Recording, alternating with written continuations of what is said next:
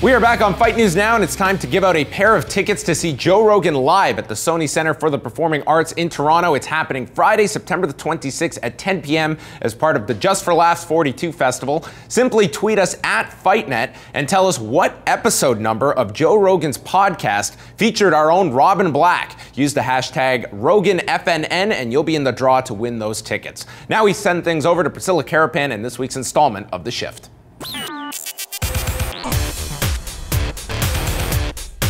Michael Kingston is the creator of Headlocked, a new graphic novel that merges pro wrestling with comics. The series features contributions from a number of pro wrestlers, including Jerry the King Lawler as a cover artist. Pro wrestling is the closest thing in real life to a comic book. The thing about pro wrestling is that we're physical embodiments of what a lot of people want to be.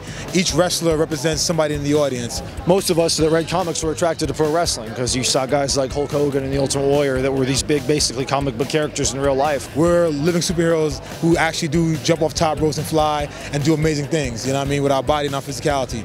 Beyond the colorful costumes and exaggerated physiques, pro wrestling and comic books share a common struggle to be taken seriously as forms of art.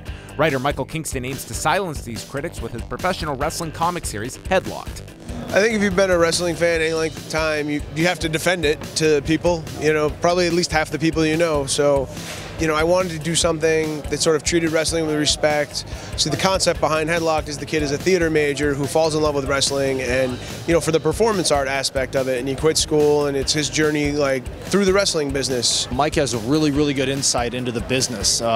There's times reading the story I was like, wow, I went through something just like that, and just the little nuances of what somebody trying to come up in the business, making a name for themselves goes through. You know, as he learns the wrestling business, we're sort of examining the craft of wrestling through the eyes of a performance artist, but then at the same time, he's sort of navigating the underbelly of the business, which kind of gives it, you know, the story a little punch. I want it to be my defense for wrestling as an art form. For somebody that doesn't know the inner workings of the wrestling business, this comic book's actually really insightful because it takes you on the journey. A year ago, I was just a normal college kid. Good friends, decent grades, and I walked away from it all to chase the bright lights and the big stage of professional wrestling.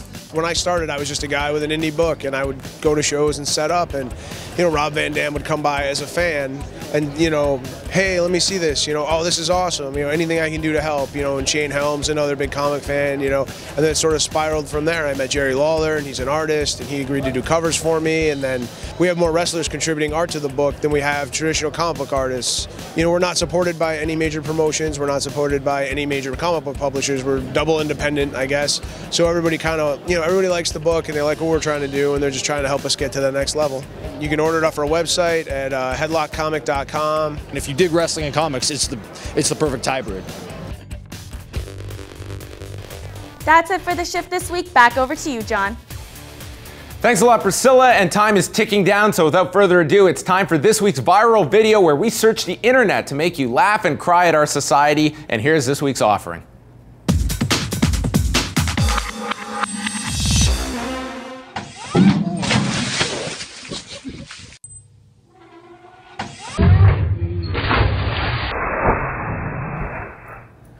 Boy, you can raise money for his hospital bills because I think he's American.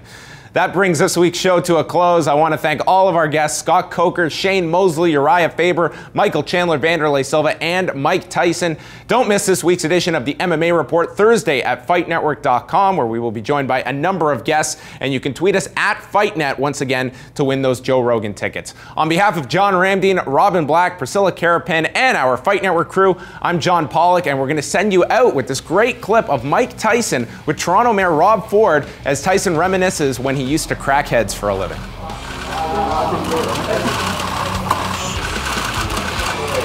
Who's coming to see the show tomorrow? I'm coming. Mike Tyson, your Toronto Center. Mike